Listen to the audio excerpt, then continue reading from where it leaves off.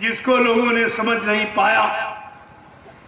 जब परिवर्तन होना हुआ तो महाभारत में लीला हो गई। उन पांचों पांडवों को अज्ञातवास हो, वनवास और अज्ञातवास।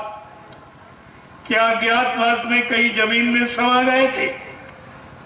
सबके सामने रहे, थोड़ा थोड़ा रूप बदल लिया और काम, और सब बेचारे सबके सामने बने रहे, लेकिन किसी ने पहचान नहीं। ऐसा रूप बना लिया कि कोई पहचान नहीं पाया। लेकिन रूप में वो शक्ति लोप नहीं हो जाती। रूप तो बाहरी आडंबर है, बाहरी पर्दा है, लेकिन जो शक्ति है वो अपनी जगह पर रहती। पर्दा डालने से शक्ति कहीं चली नहीं जाती, शक्ति का ह्रास नहीं हो जाता, शक्ति कमजोर नहीं हो जाती, वो अपने समय पर पूरा काम करती।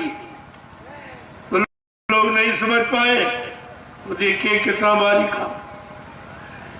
कुछ 14 वर्ष 12 वर्ष का वनवास से क्या था। 13 वर्ष व्यतीत हो गए, कोई नहीं जान पाया। अरे अभी तो 10 वर्ष हुए, अभी 10 वर्ष हुए हैं लीला के। तुम क्या समझ जाओगे, क्या समझ पाओगे? तुम्हारी समझ में कुछ नहीं। और फिर भी कोई चीज लोप नहीं की गई, कोई संदेश अलग नहीं किया गया, जानकारी तुमसे दूर नहीं रखी गई, वो सब आपको दी जा रही।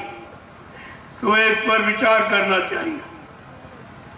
अगर विचार करते रहते तो प्रेमियों ये दुख और तकलीफ और ये विघटन जो परिवार का हो गया, गुरु परिवार का, ये विघटन नहीं होता, ये बिखराव नहीं होता। लोग आपस में एक दूसरे के प्रति प्रेम समाप्त कर दिए हैं।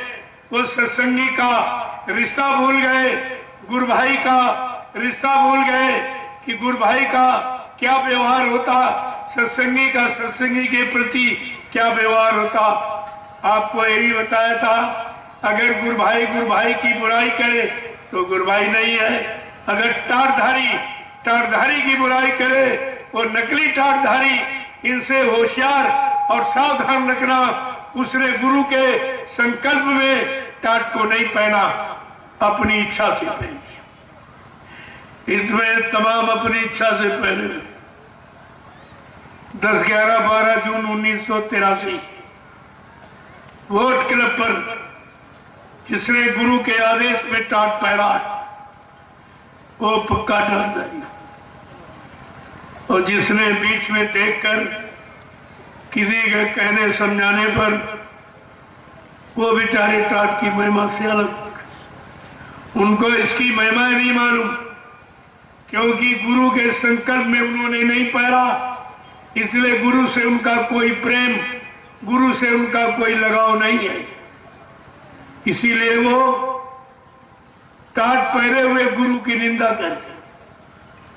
टाट पहरे कहते गुरु मर गया, चला गया। तो तुम्हें कहना चाहिए फिर टाट तुम किस लिए पहने? जैसे स्त्री पति के लिए श्रृंगार करती है, जब पति मर जाता है तो परिवार के लोग श्रृंगार उसका छीन लेते। इसी तरह जिन्होंने गुरु के आदेश पर गुरु के लिए टाट पहना है वो पक्के टाटधारी हैं, और जिन्होंने अपनी इच्छा से पहन लिया है वो तो विधवा स्त्री की तरह है। उनको टाट उतार के रख देना चाहिए। मैं आगे आने वाली ये भारत की जनता तुम्हारा टाट बोरा नोच के फेंक देगी, क्योंकि तुम टाट का अपमान कर रहे हो। बाबा जी ने कहा था मैं टाट की पूजा कराऊंगा, टाट का इतिहास बनाऊंगा। और ये भी वोट क्लब पर कहा जो अपनी इच्छा से टाट बोरा पहने या उतार दे उसको सत्संगी मत मानना, वो भविष्य में कोई बहुत बड़ा धोखा दे सकता है। आप ये क्यों नहीं समझ पाए?